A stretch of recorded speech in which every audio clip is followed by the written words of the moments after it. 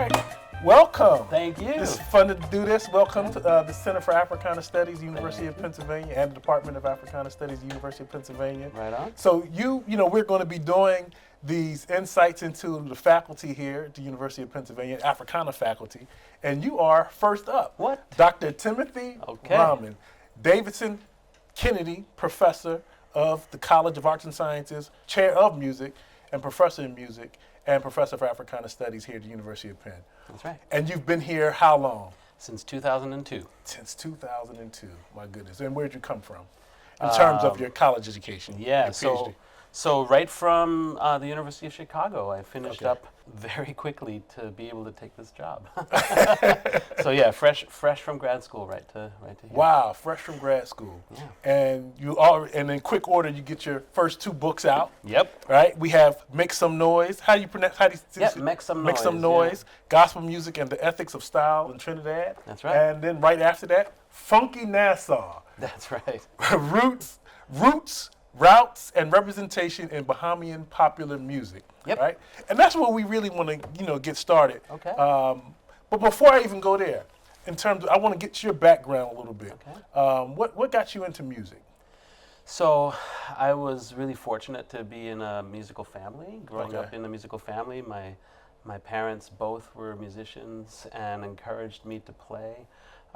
There was music around the house all the time. My dad had a nice record collection. And so I was always listening or, somehow engaged in music from small. And when I was about 11, I think, started playing guitar. Wow. I wanted to play bass. My dad said, "How about you play classical guitar for a year or two, and then we can make some decisions." So I started playing classical guitar and fell in love with it. Wow.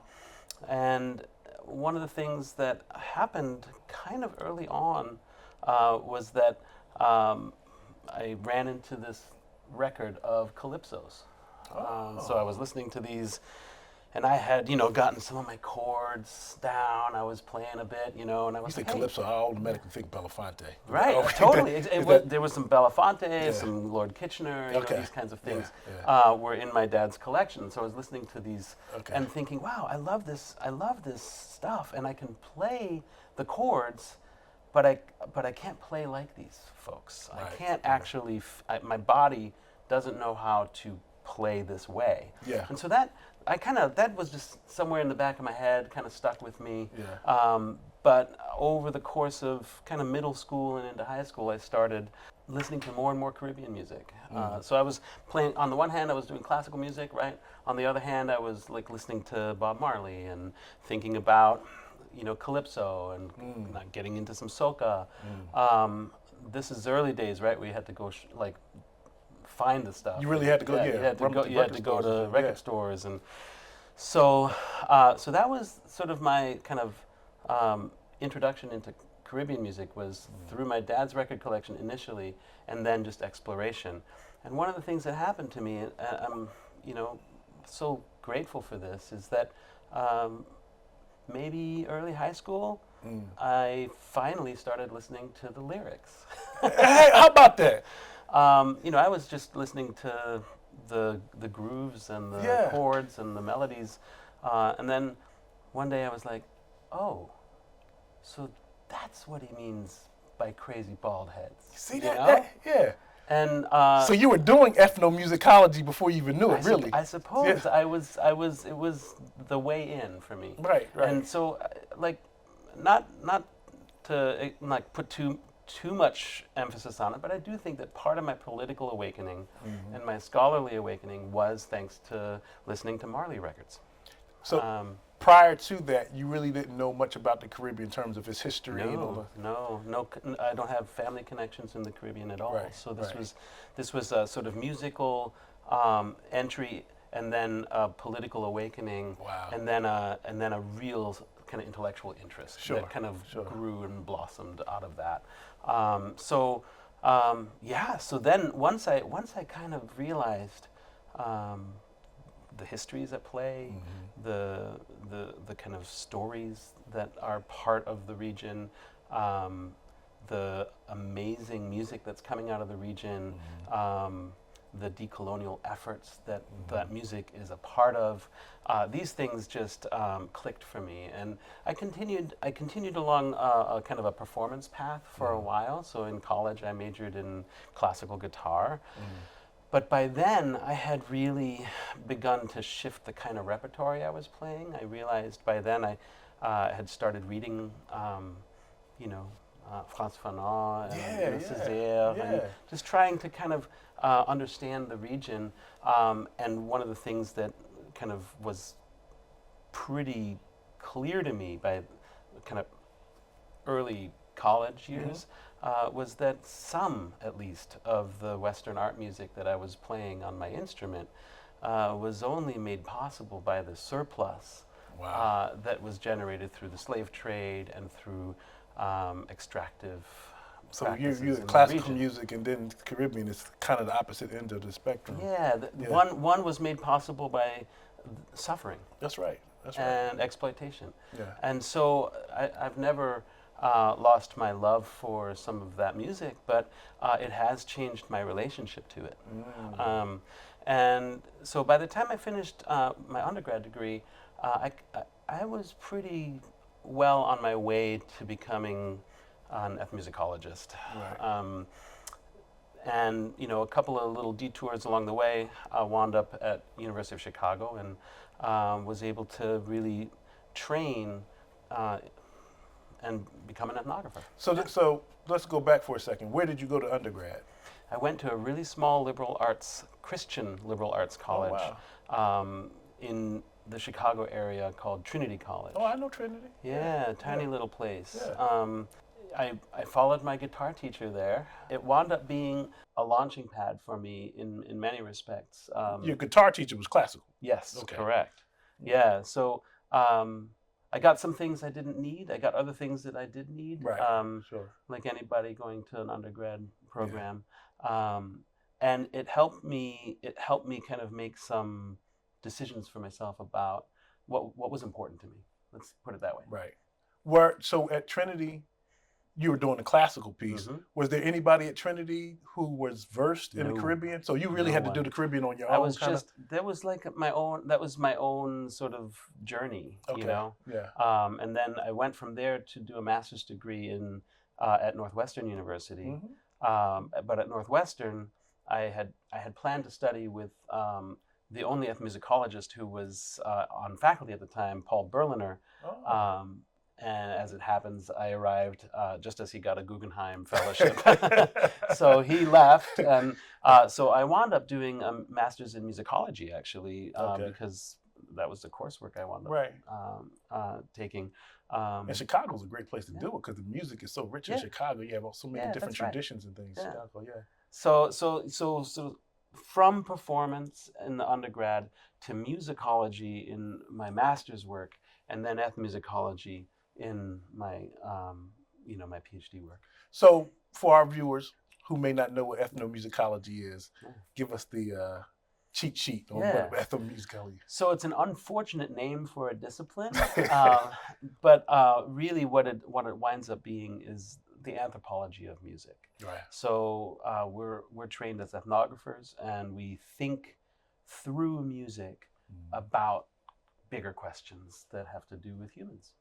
So and non-humans for that matter. So it's interesting. So I started looking at this book before I started your first book. So I'm gonna come back to your first book. Yeah, that's cool. But Funky Nassau, in your introduction, was interesting to me because you're talking to two people. You're sitting down over lunch, and you're discussing, and you start talking about the government. That's right. That's right. Right. That's So explain to me.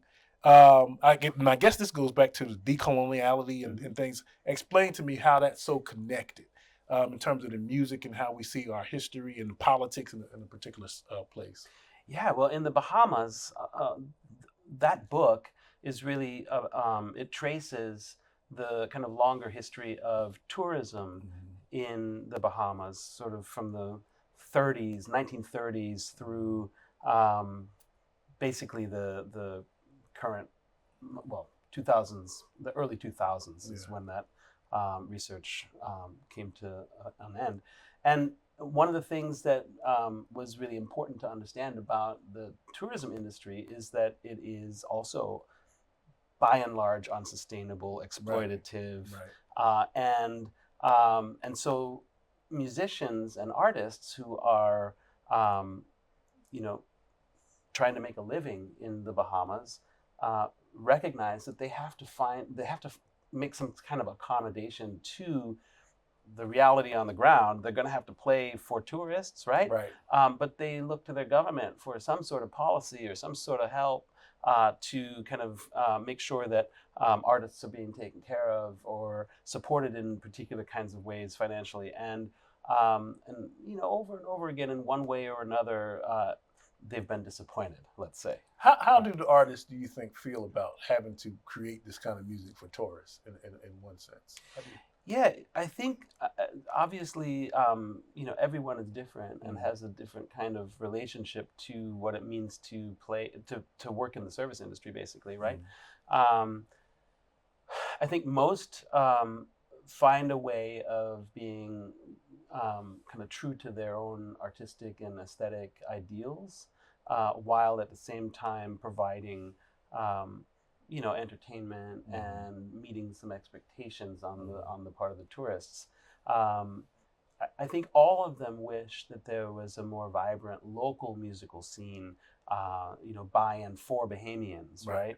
And that used to exist, and so one of the things that's kind of a disappointing story that Funky Nassau deals with is that there was this rich and vibrant local music scene in the kind of 40s, 50s, and 60s, that then ultimately wound up just being ground out by the needs of the growing tourism infrastructure, which at first seemed like a great just like a boon, right? We're gonna be able to play 7 days a week. We're making more salary. We're in an air-conditioned, beautiful space. We got a built-in audience. All these things are great. So many of the folks who were stalwarts on the local scene wound up starting to play in the hotels, kind of full-time. And as a result, kind of the training ground for amateur musicians to become professional, it just dissipated. You know, it wasn't something that happened overnight, but you look back and it's kind of a blink of an eye, you know, a decade and a half, and things were fundamentally different on the ground than they had been. So I think, you know, most musicians today wish that there was a viable live scene instead of just one-off festivals or, annual kind of, events or seasonal events. But those venues don't exist, and that infrastructure doesn't exist in the same way that it did back in the day. So, so I think folks have come to terms with the fact that if they're going to play professionally in the Bahamas, then they're going to interact in some fashion with the tourist industry. And most of them do a phenomenal job of. How is it reflected in the music? Because so if we go back and we think about how you were introduced to the music, and you're listening to the music, and you say as you begin to listen to the lyrics, you're learning about the history. Right. How is it reflected when this tourist industry piece comes in, the service industry, and they're producing music for this? How does that change the music? Oh, it impacts it tremendously because tourists have expectations of what they've come to hear, right? And that of course changes over the years as well. In the 50s, tourists were coming to the Bahamas. They didn't care where they were. They could be in Jamaica, the Bahamas. They just wanted to hear calypso, right? And so each generation of tourists, each kind of era of tourists is bringing their own expectations with them, and artists have to respond to that. So what that means practically is that Bahamian musicians are playing all kinds of things. They're playing top 40 tunes. They're playing, reggae standards. They're playing a few soca hits. And whenever they can, they sneak in a little rake and scrape, or they sneak in a little junkanoo, some local stuff, right? But their audiences are much more likely to know like a Marley tune, than they are to know anything local, right? So Right. they can't play 15, 20 minutes of stuff that tourists People just don't don't know. know without getting people to kind of just wander off to the bar or something, right? So Because it's a tourists trick. aren't interested in learning about that. That's it. Yeah. Yeah, or at least Some may be. yeah, some I'm sure are, Yeah. right? But it's just that kind of dynamic that the musicians are beholden to kind of work on. Yeah. You said breaking script. I want to come back to that later Yeah, too, okay. because that's Yeah. one of your titles of another book. Oh, that's right. Yeah, breaking script. But let's go back to the Make Some Noise. Yeah. And gospel music in Trinidad. Yes. So talk about that. What was the genesis of that work? So that book was really grew out of my dissertation, actually. Okay. I had done my dissertation thinking about the ways in which faith communities in Trinidad kind of mobilize music to create boundaries for themselves, right? So both what we are and what we're not, right? So it's a way of so music as a way of indexing who we are as a community, and the complicated ways in which that plays out in a place like Trinidad. So in Trinidad, one of the things that's interesting is that the kind of faith community I was working with, it's kind of a big umbrella called the Full Gospel Community. Think Pentecostals, I suppose, right? Pentecostal churches, some unaffiliated, some affiliated with other kind of regional or international church groups, but all kind of recognizing each other in Trinidad. Yeah. So loose affiliation of communities. And there are some local genres that are very much sort of Christian in their orientation, right? So gospel lypso, for instance. Say that again. Gospel lypso. Gospel lypso. Right? Oh, wow. Okay. So, but gospel lypso, of course, the lypso part is challenging for folks who see the nation and some of the kind of secular activities like carnival as potentially harmful to their own values or their community, right? So gospel lypso was invented in the 70s, basically, to reach a generation of Trinidadians in a way with sounds that they would recognize and be down for, right? Yeah. But their own church communities wouldn't take those artists on and bring that music into the worship service, right?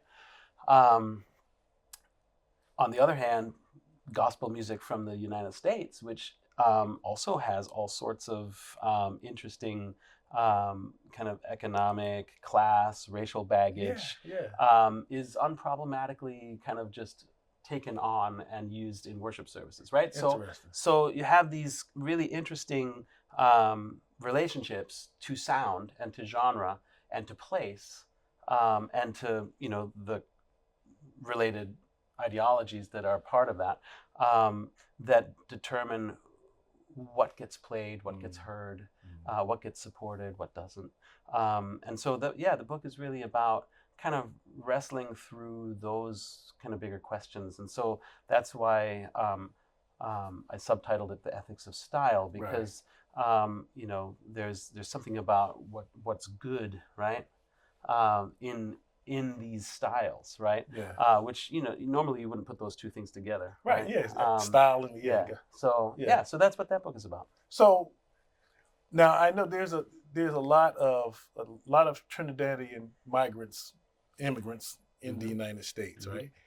How did that impact the music? The going back and forth between Trinidad and the United States. How did that impact the gospel music there in Trinidad? And the music in general. It's impacted music making in Trinidad, period, tremendously.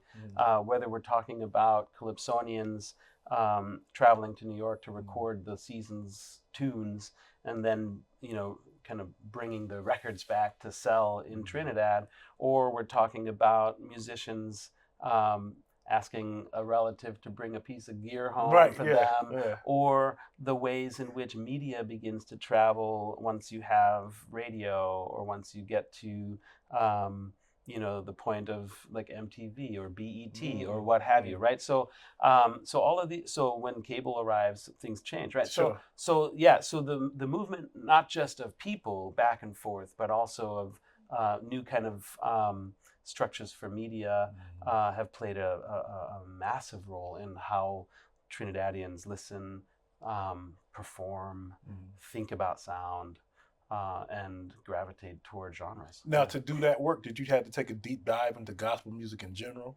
Yeah, for sure. Yeah, it was a fun project. I got a chance to kind of really go all in. It was fun. Yeah. So now I'm a child of hip hop, right? Yeah. So does hip hop factor into these stories at all? Because you're talking about Trinidad in the '70s, and that's of course when age of hip hop was born. Yeah.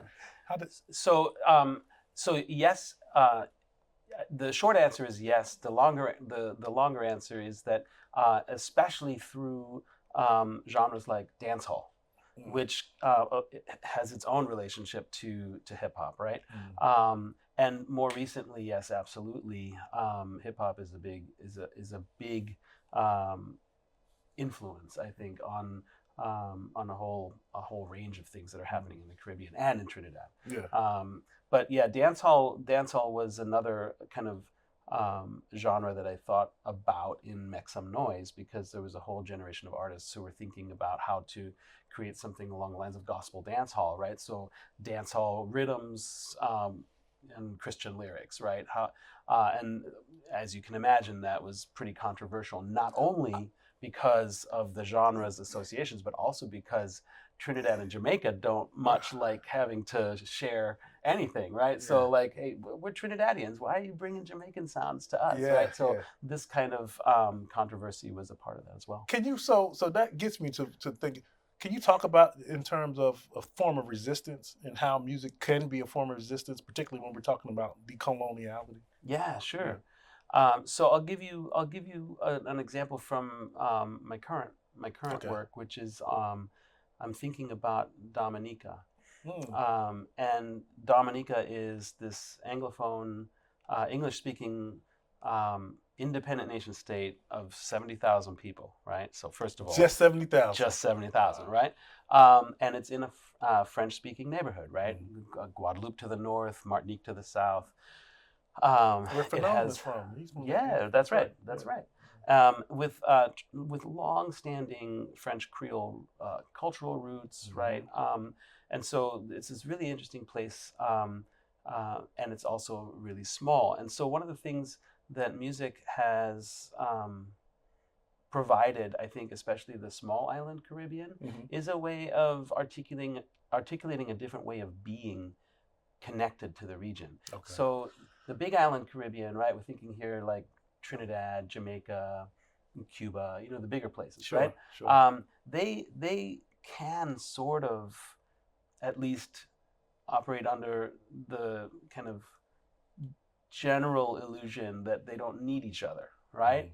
They have some natural resources they can manage, they can kind of move through a year and not worry about each other. Right. The small island Caribbean has never ever had that luxury. Right. The small island Caribbean has always known it needs its neighbors, it needs the region, it needs and they need them, right? Vice versa, right? So there's a much more kind of ingrained archipelagic approach to what it means to be a citizen of the Caribbean amongst small island folks than generally you would find in like Trinidad, let's say, right? So one of the things that music can do is actually index what it means to think about the region. So I'm working on a couple of different genres that have come out of Dominica. One is called Cadence Lipso,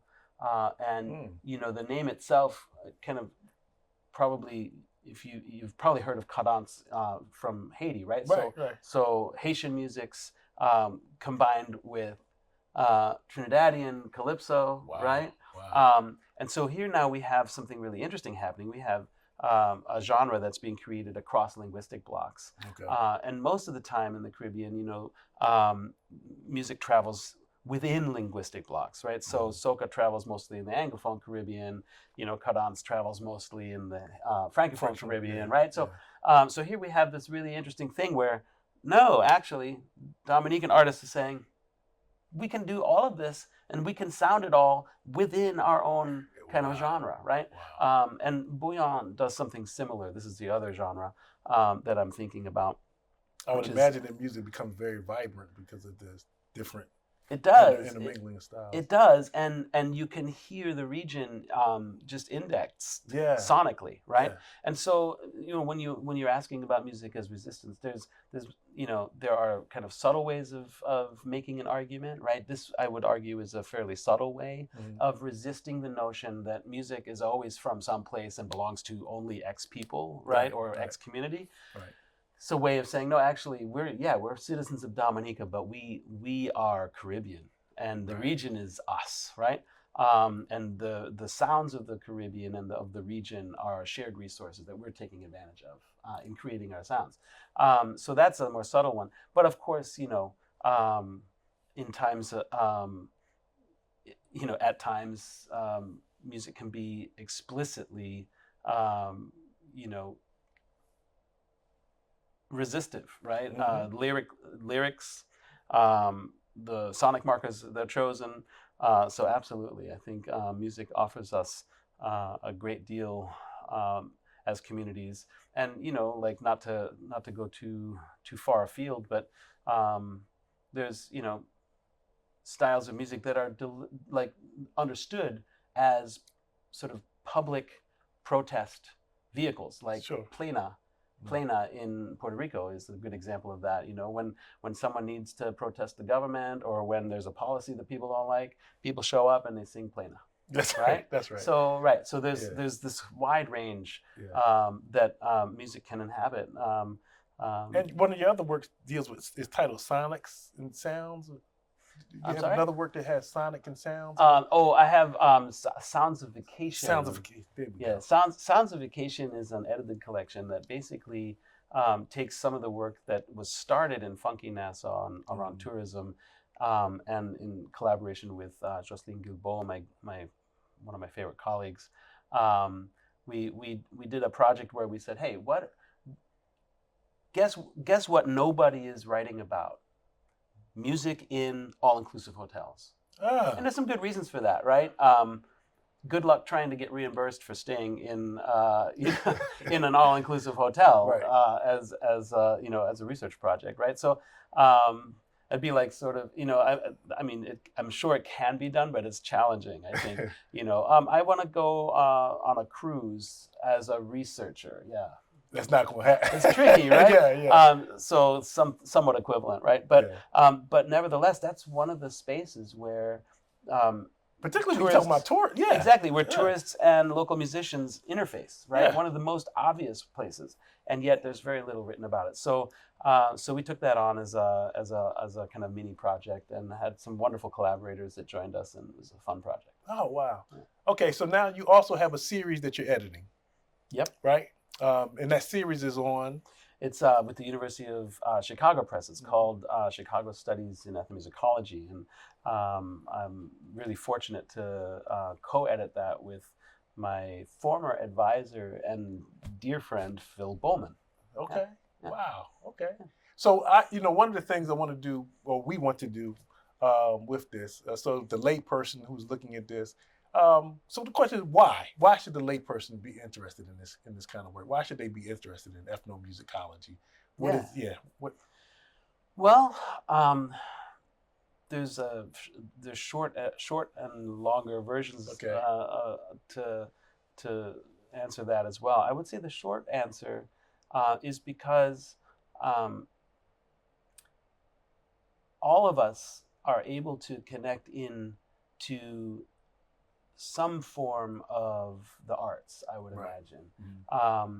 And that often the world's kind of more challenging issues and political challenges can be thought through sound or art or performance of one sort or another, and that they often give us more insight actually than if we were to kind of approach head on. Right. By thinking about how communities are responding to these kind of bigger questions, it gives us a chance to kind of see the creativity of human beings. Yeah. It gives us a chance to see creative expression of dissent or assent or support, and it gives us ideas. Sure. And I think the other reason why anyone who isn't necessarily trained as an ethnographer might be interested in the kinds of things that ethnomusicologists do is because ethnomusicologists just one of the things we do is hang out with people. Yeah. And so our work comes out of everyday conversations, everyday hangs, everyday. You show that in your books. Yeah, I mean, with the people you were staying with, they opened their homes to you. The community embraced you. You learned, Yeah, and I think one of the things that I've learned over the years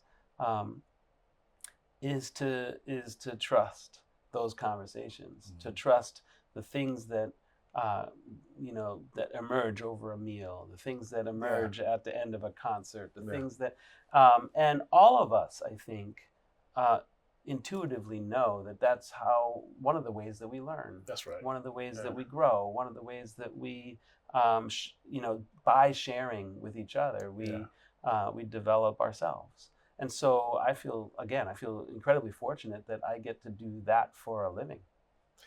So I've seen someone say before about music. Music helps define us in our space in the world, tells us who our friends are, who our enemies are, tells us where we've been and where we're going. So on a personal note, where are you going now in terms of your research? What do you plan to do? So I'm heading off for a little bit of research leave now, and the goal is to finish this work that I started in Dominica. Write the story of these genres of music that are really telling the story of the region from this perspective of a small place. When I'm done with that, I actually don't know what I'm going to do next, but that's a lot. And I'm sort of thrilled to be at a point where I don't have to know what's next. For so much of an academic career is about knowing what's next and starting the grant writing process, trying to get the fellowships, writing things where you're saying, look, this is my next project, and here's what I'm thinking about, while not totally knowing whether that's going to pan out exactly the way you're hoping. So this time, I have the luxury of letting a project come to me, and there's a few possibilities. One possibility is to return a bit to some of the work I was doing, thinking about sacred music early in my career. So maybe I do another project thinking about a faith community or a multi-sided work project around multiple places in the Caribbean, thinking about a particular kind of intersection between music and faith that I'm interested in. So we got a new we'll colleague see. here. You might That's partner right. with Vaughn. That's right. Vaughn would be down for that. That's right. So we'll see. I'm just going to let this one come to me. And part of that might just be getting to a point in my life where I've learned a little patience. I'm not anxious to know yet. I'm just gonna let it come. So in all of your years of studying music and writing these books, what is there anything that just knocked you off your feet, that surprised you, that you had no clue about, and then when you learned about it, like, whoa?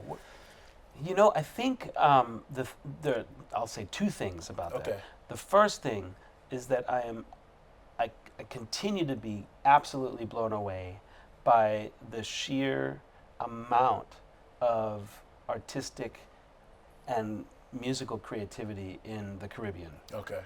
For a place that's as small as it is, and really, if you think about it, think about how much music and how much art and how much theater and how many amazing novels have come, and poetry have come out of this small place in the world. Yeah. This collection of even smaller places that kind of get grouped as the Caribbean, never right? thought So, about it that way. so it's outside. It has an outsized, like a tremendously outsized footprint in kind of the kind of what it is that we think of when we think of the arts and music. So I'm continually blown away by that. Every project I do, I'm like, oh, there's more. I can't believe this. This is amazing. And the musicians are.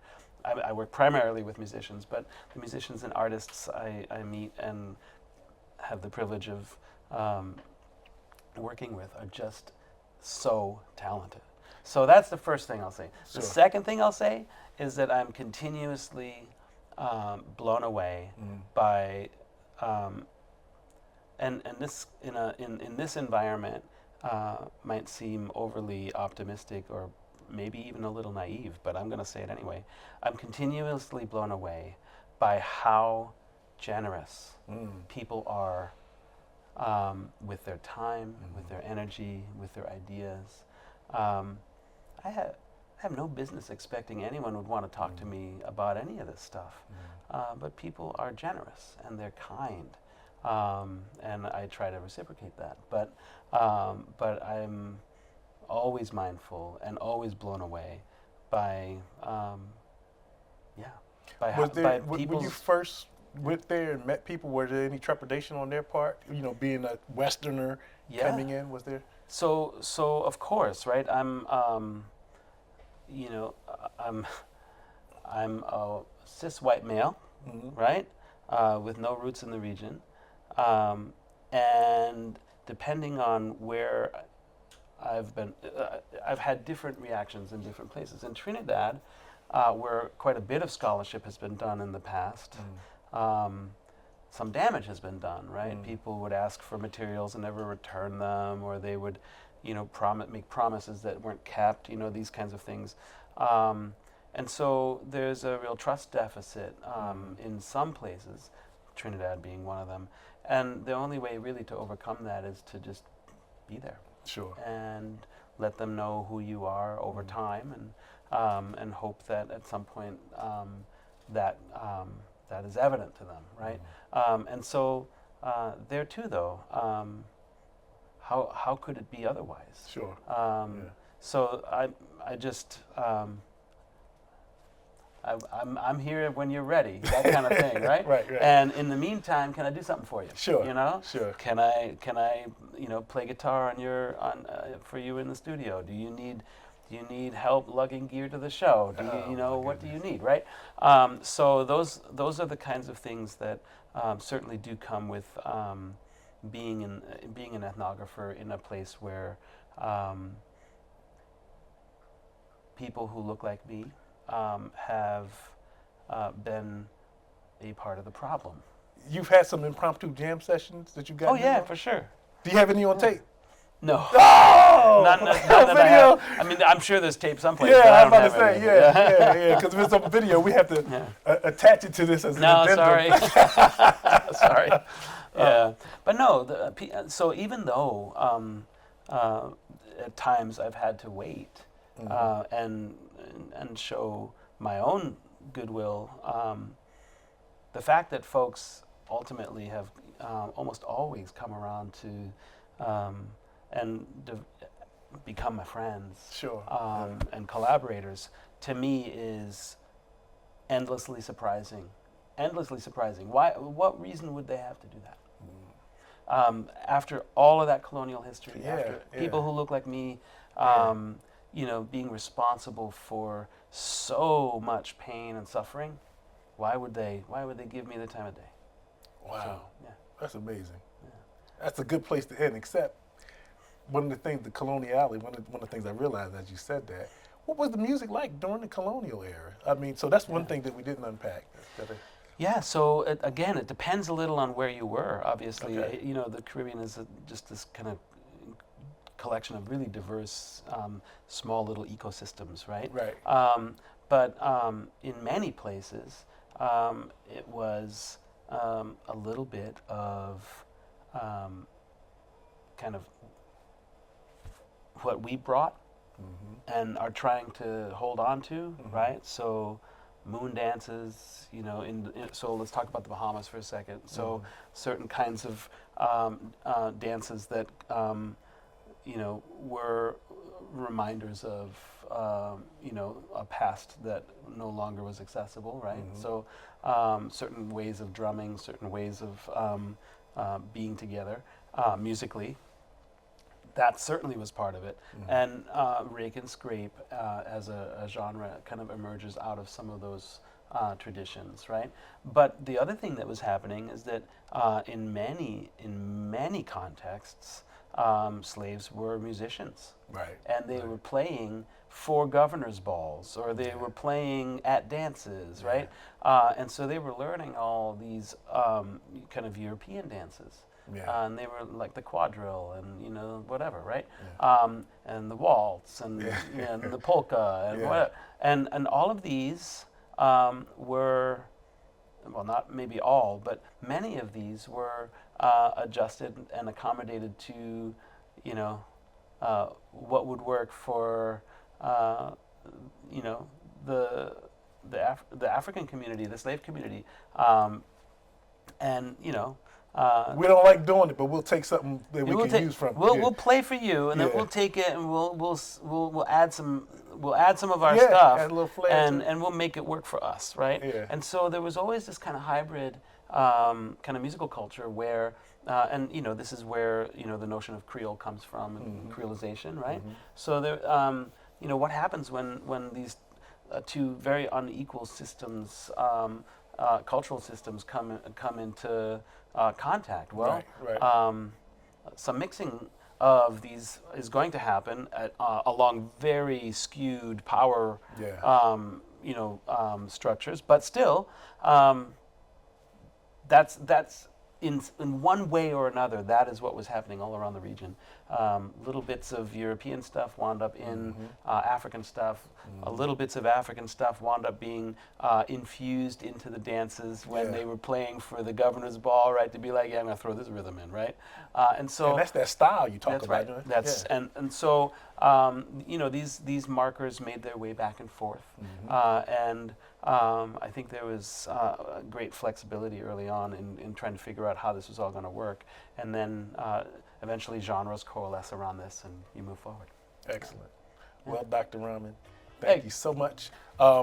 Again, your two books, Make Some Noise, Gospel Music and the Ethics of Style in Trinidad, and Funky Nassau, Roots, Routes, and Representation in Bahamian Popular Music, and your edited books. Give us the titles for those edited works.